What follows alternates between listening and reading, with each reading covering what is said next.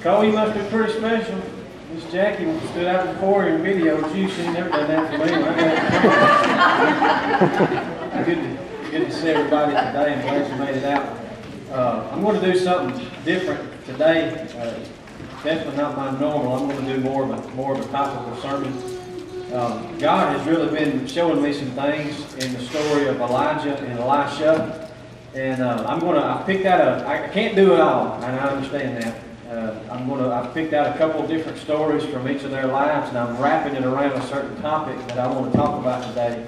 And I guess it's only fair that I begin by warning you the topic that I'm going to address is something that is hated and despised by many across the globe. This is a topic that is internationally hated.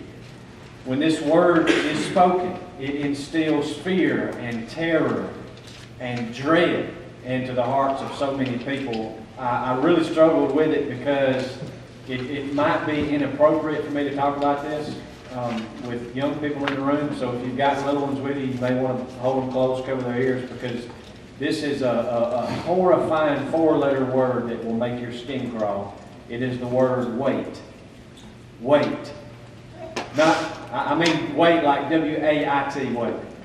At least most of us have a big problem with waiting.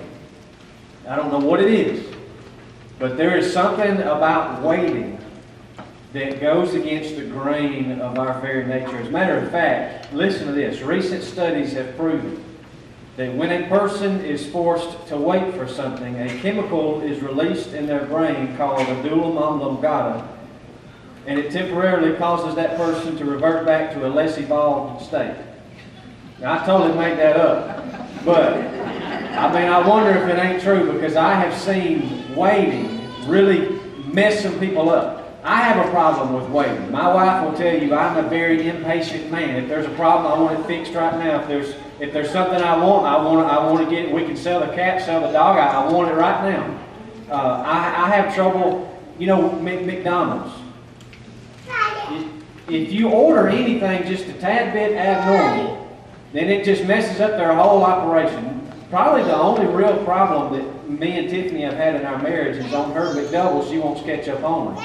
Well, we wind up having to pull over to the side because of that. And why can't you just get to liking pickles and onions and we won't have this trouble? You go to the doctor's office. Wasn't long ago I had to go back for a checkup with my back surgeon. I can't remember exactly what it was, but it would say your appointment's at 2 o'clock. Well, it's 2:20, and now it's 2:40. We're talking about 2 hours later. My time matters too. In those situations, I'm sitting there reading a hunting magazine from 1997. That doesn't help. But on top of that, I'm about ready to act like I'm having a medical emergency so that they would rush me in there. But I want to tell y'all about a recent traumatic experience that I suffered through. And a little while back, God blessed us to where we were able to go on a vacation. Had a great time, but we had a few difficulties. We leave early that morning. Where we went, it was a 6-hour drive. Left early that morning, and man, we're excited. We get out of Fayette.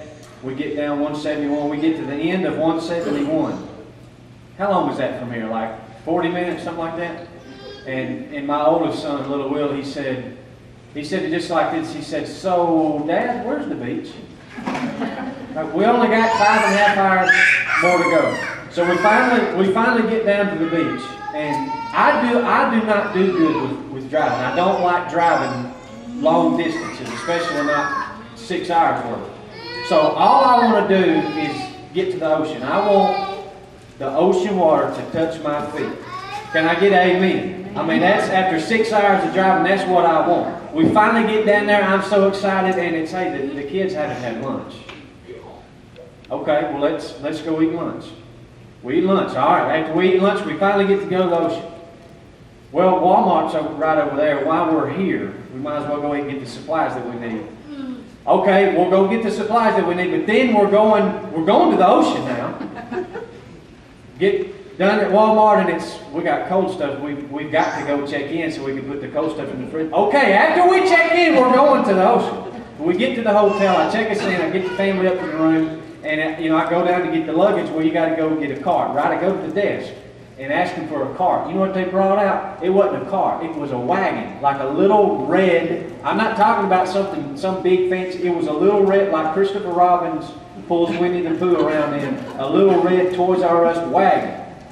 And keep this in mind too, where you park, the motel we picked, the motel is across the highway. Panama City, people are, just flying up and down the street. So here I am pulling, little red wagon across the highway, and I'm loading stuff onto this wagon, and it's not big enough, so it's like stacking stuff. I put this up, well, that ain't going to hold, I take it off. Let me try to stack it this way. I finally get it to where it will hold, and I'm kind of like, I'm having to put half my body weight on it so it'll stay. And, like I just about could have been skateboarding it across there. And I get to the highway, and you just about have to beg to let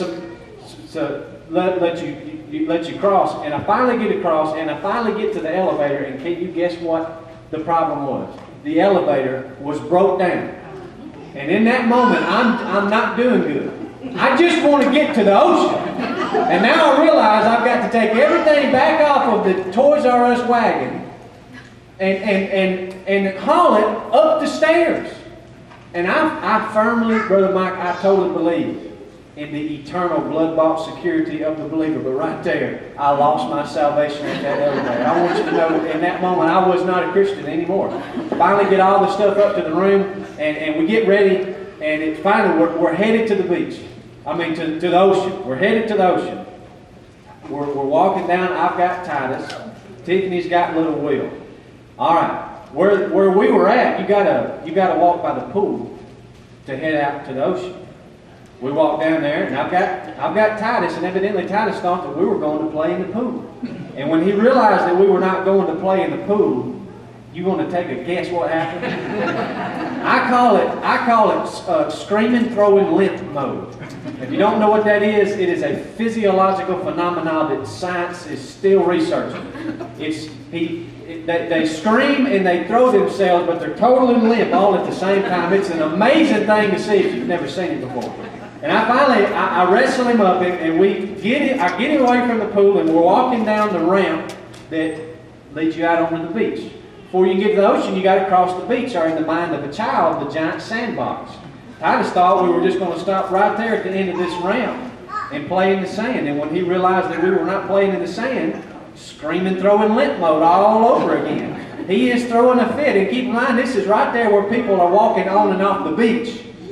And at that time, now I'm really, if my salvation wasn't lost at the elevator, it's really lost now. I'm ready to lay in the sand and throw a fit with him. And then this lady comes walking by, and dads, y'all know exactly what I'm talking about. She gives me this look. And it's this look that says, well, there's another one of them dads that don't know how to handle their kids. And lady, you just need to back off is what I'm thinking.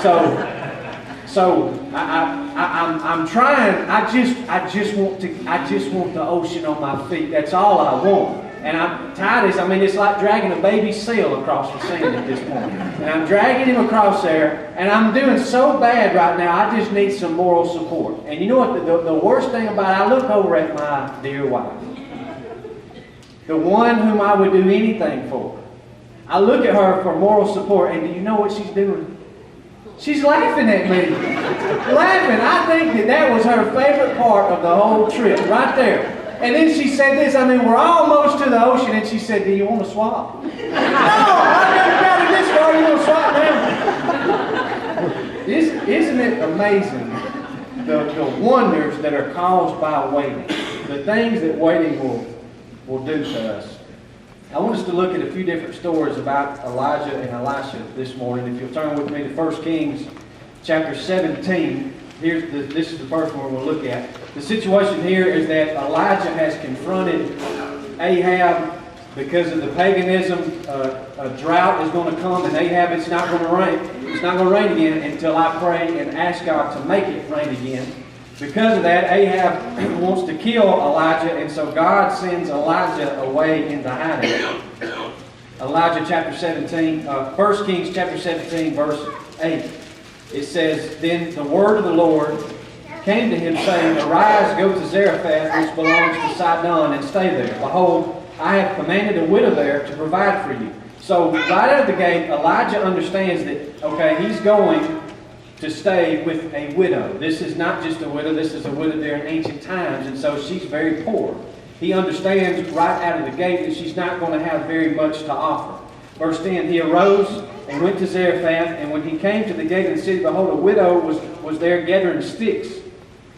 And he called to her and said, Please get me a little water in a jar that I may drink. So this random guy, I'm looking at this from the perspective of this woman. This random man walks up. She has no idea who he is. She's gathering sticks for her oven to cook on. He's like, Hey, could you stop what you're doing and go get me a drink? And verse 11, as she was going to get it, he called to her and said, Oh yeah, one more thing. Please bring me a piece of bread in your hand. But she said, As the Lord your God lives, I have no bread. Only a handful of flour in the bowl and a little oil in the jar. And behold, I am gathering a few sticks, that I may go in and prepare for me and my son, that we may eat it and what? And die. So they're not doing good at all. Remember, there's a drought. And this lady, they've used all their resources. And her plan is, I'm going to cook what we have left, and then we're going to starve until we die. Now, Elijah, being the gentleman that he is, what do you think he says back to her? Well, ma'am, I'm sorry to hear that.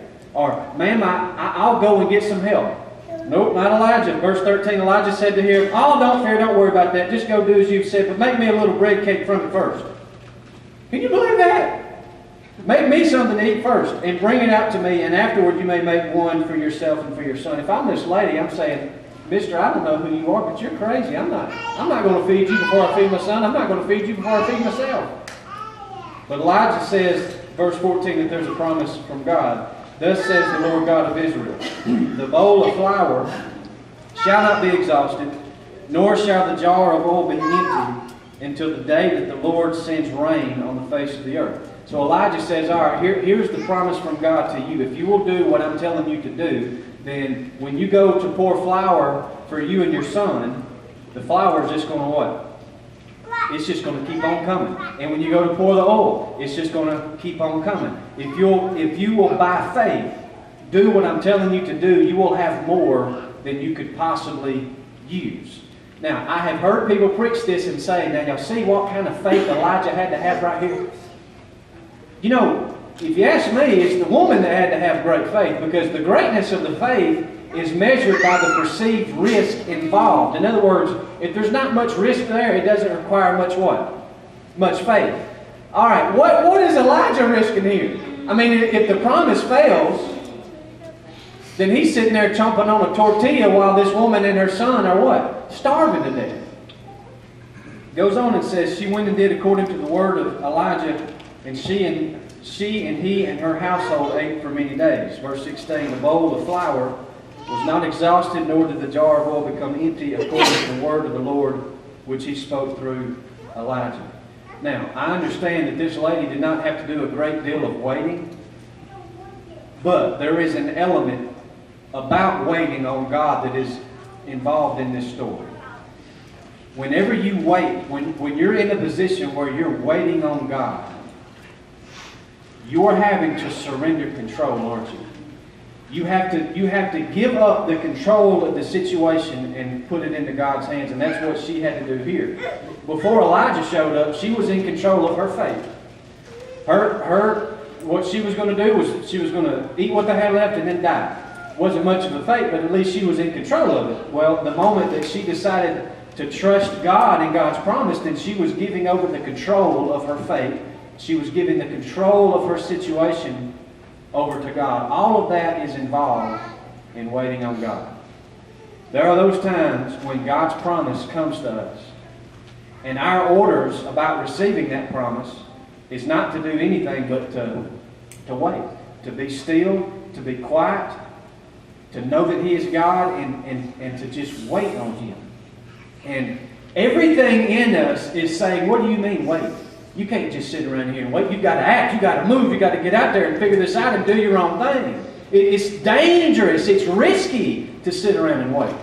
If that woman would have refused to wait on God, then they would have died. But because she waited and because she trusted, they had more than they could use. We have the same situations in those times when everything in us is saying that it's dangerous, that it's risky to wait. God is saying that the safe thing to do is for us to wait. Now here's another one I want us to look at.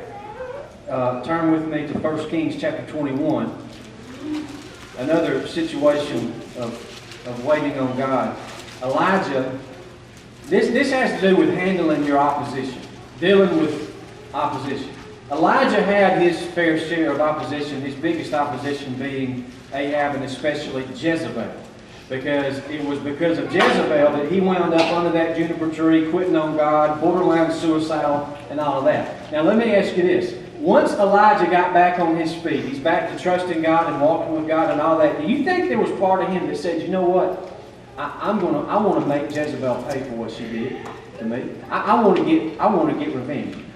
There may have been a part of him that said that, but Elijah chose to say, God, I'm going to let you handle this situation. I'm going to let you handle Jezebel. Turn with me, 1 Kings chapter 21 and verse 1. It says, it came about after these things that Naboth the Jezreelite had a vineyard, which was in Jezreel beside the palace of Ahab, king of Samaria.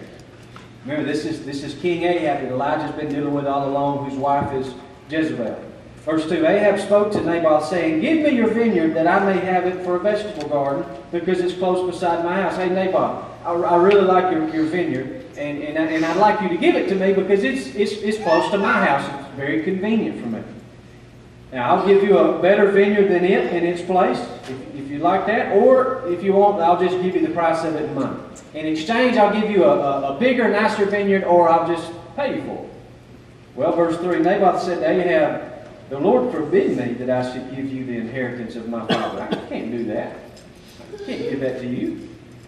So now watch this. Ahab came into his house, sullen and vexed because of the word which Naboth the Jezreelite had spoken to him, for he said, I'll not give you the inheritance of my fathers. And watch this. This is, not only is he a grown man, this is a king now.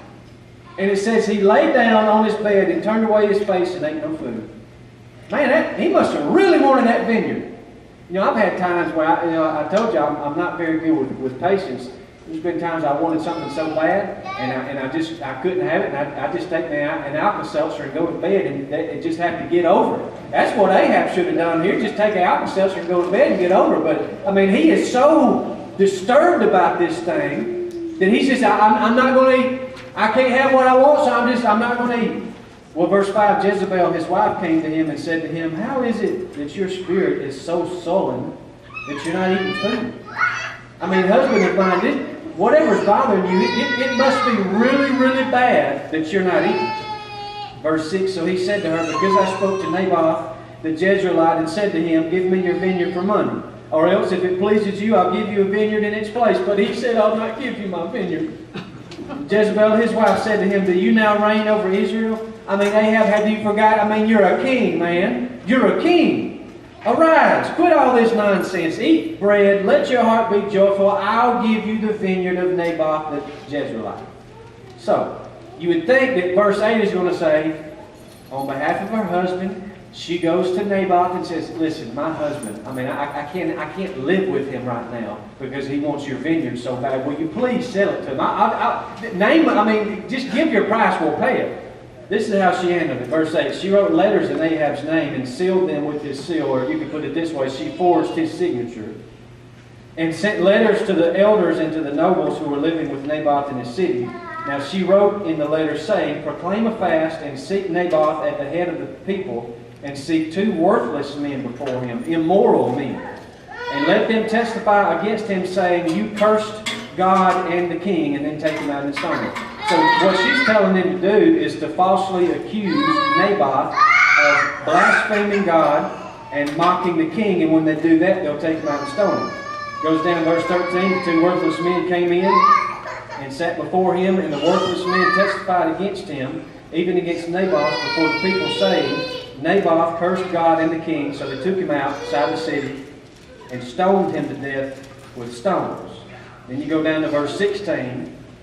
Ahab heard that Naboth was dead. Ahab arose to go down to the vineyard of Naboth to the Jezreelite to take possession of it. So here is Ahab, and he's now got possession of his vineyard. He's enjoying it, and he thinks he's got away with it. He thinks that nobody knows about it. Jezebel thinks that nobody knows about it. Well, God has told Elijah about what they did, and he has sent Elijah to confront Ahab. Go to verse 20. Ahab said to Elijah, "Have you found me, O my enemy?" Because remember, the last time they taught, that was back when you had the 450 false prophets of Baal, and you had Jezebel threatening Elijah. Ahab said, "Have you found me, O my enemy?" And he said, "I found you, because you have sold yourself to do evil in the sight of the Lord. Behold, I'll bring evil upon you, and will utterly sweep you away, and will cut off from Ahab every male, both bond and free in Israel. And I'll make your house like the house of Jeroboam the son of Nebat, and like the house of Baasha the son of Ahijah, because of the provocation with which you have provoked me to anger, and because you have made Israel sin." And then he says this, of who? Jezebel. Of Jezebel also the Lord has spoken, saying, "The dogs will eat Jezebel in the district of Jezreel." Here is God taking care of Elijah's opposition. Elijah didn't have to do anything.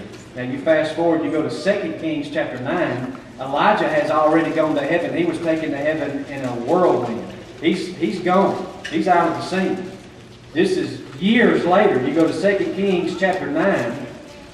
Finally, God is going to handle Jezebel. He sends Jehu to confront Jezebel. 2 Kings chapter 9 and verse 30. Jehu came to Jezreel, and Jezebel heard of it, and she painted her eyes and adorned her head and looked out the window. So she's up in her little castle looking out her window, and she's got all dolled up and all that. And Jehu rides up, verse 31, and she said to him, "Is it well, Zimri, your master's murderer?" And then he lifted up his face to the window and said, "Who is on my side?" Who? And 2 or 3 officials looked down at him. So Jezebel's in this window looking down at Jehu, and she's got 2 or 3 of her officials, people on her side, in there with her.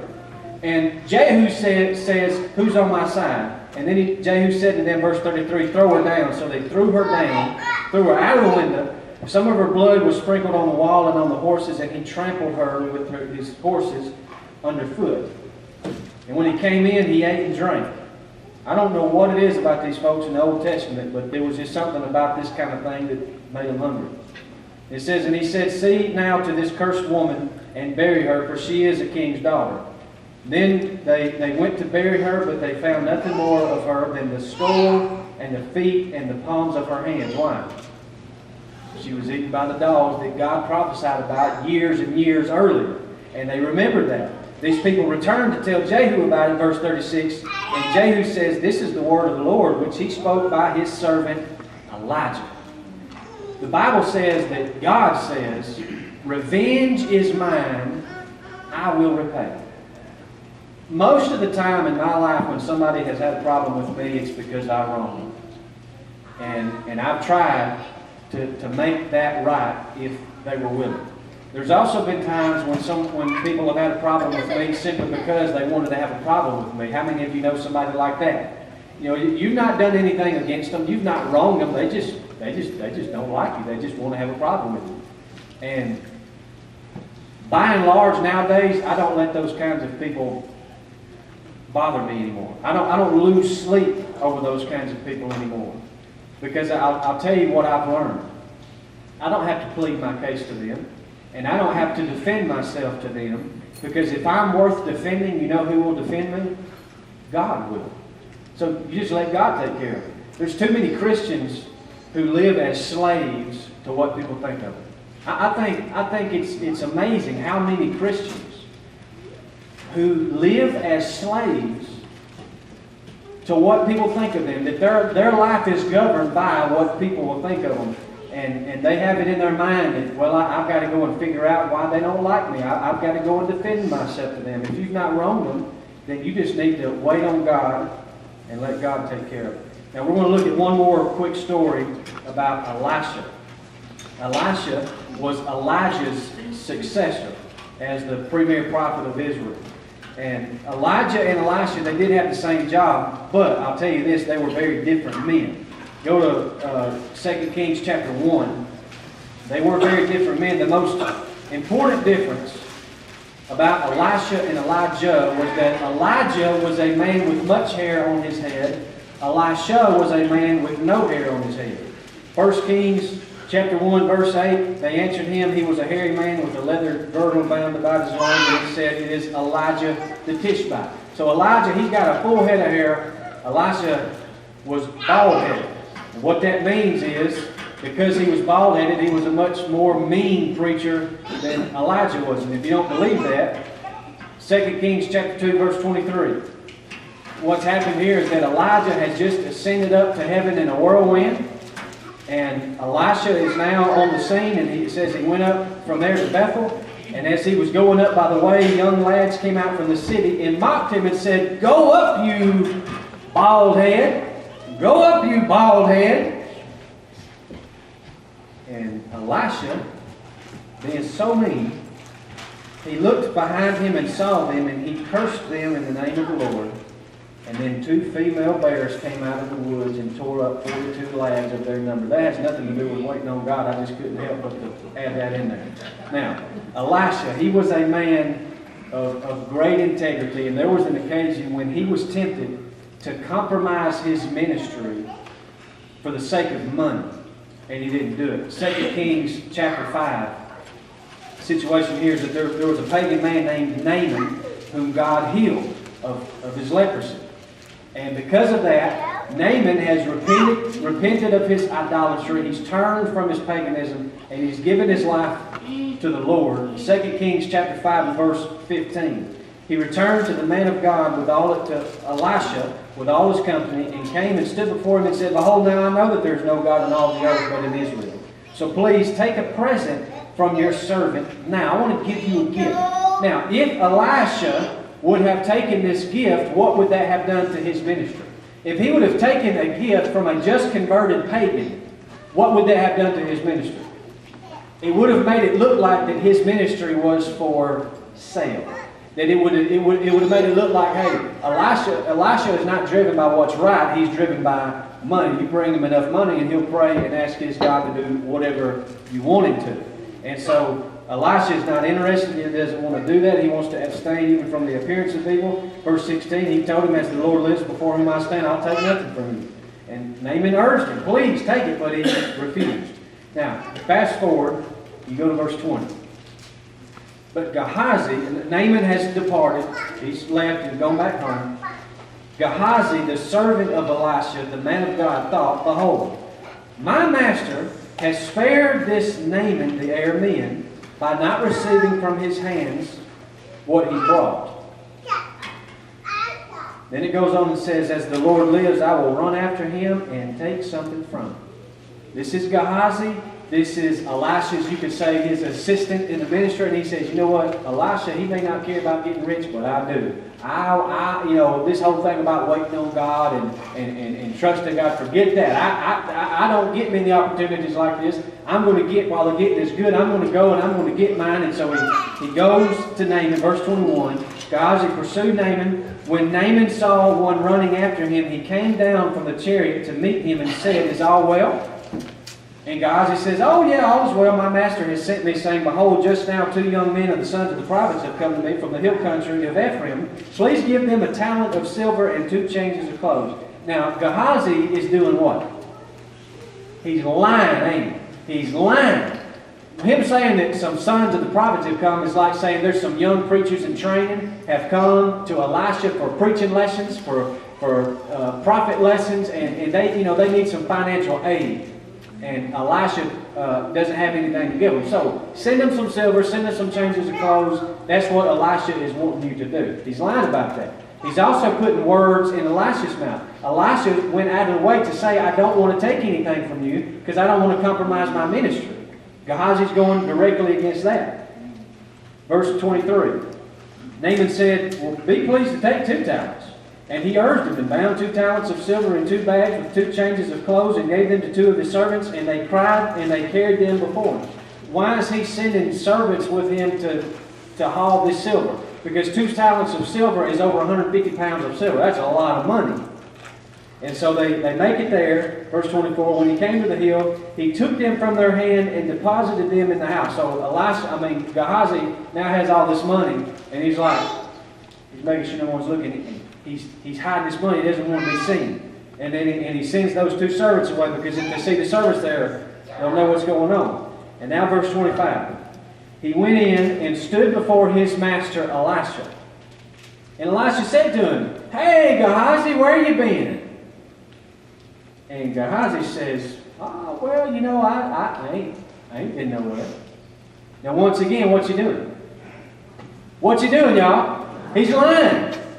I ain't been nowhere. Now, he specifically, randomly says, "Where have you been?" Gehazi should have known,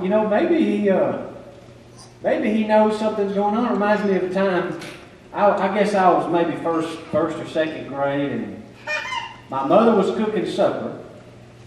And I asked her, I said, "Can I go over to my friend's house and hang out for a little while?" And she said, "Yes, that's fine, but don't you go snacking over there and ruin your appetite. You hadn't had supper yet." I said, "Yes, ma'am." Well, I get over there, and me and my buddy, we're hanging out.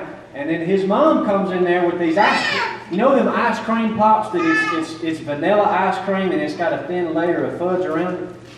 Those are so good, ain't they? Oh, man. And I know what you're thinking. You're saying, "Brother Will, you're already preaching over and you're talking about food, man. You need to go on." So she asked, she said, "Would you like one?" I said, "Yes, I would." And she said, You've had supper?" "Yes, I've had supper." "Of course." And I didn't feel bad about that. I wonder if that was even a sin, because if it was a sin, surely I would have felt bad about it. I didn't feel bad about it. So I make it back home and sit down at the supper table, and my mother's bringing us our food, and she stops and looks at me and she says, "Will, did you eat a snack over there?" And me being the very respectable young man that I was, I said, "No, ma'am, I did not." I didn't want to hurt her feelings. I didn't want to make her think that I wanted an ice cream bar more than I wanted her spaghetti. So I said, "No, ma'am, I have not." And then she said this. She said, "Are you lying to me?" Now, when they ask that, your goose is cooked, ain't it? You're done. And I said, "No, I'm not lying to you. What I didn't know is around my mouth I had the fudge." And you know what she made me do? That abusive mother of mine made me go over there and apologize to my friend's mom for lying. This is one of the most embarrassing things I ever went through. That's what I think of when I think of this. Gehazi shows up and Elisha's like, "Where you been?" "Nowhere."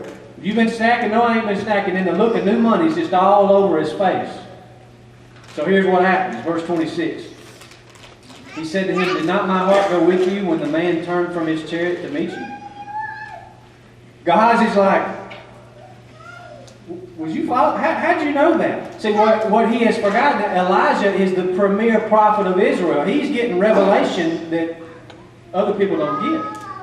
And Elisha says, is it a time to receive money and to receive clothes and olive groves and vineyards and sheep and oxen and male and female servants? This ain't the time for that.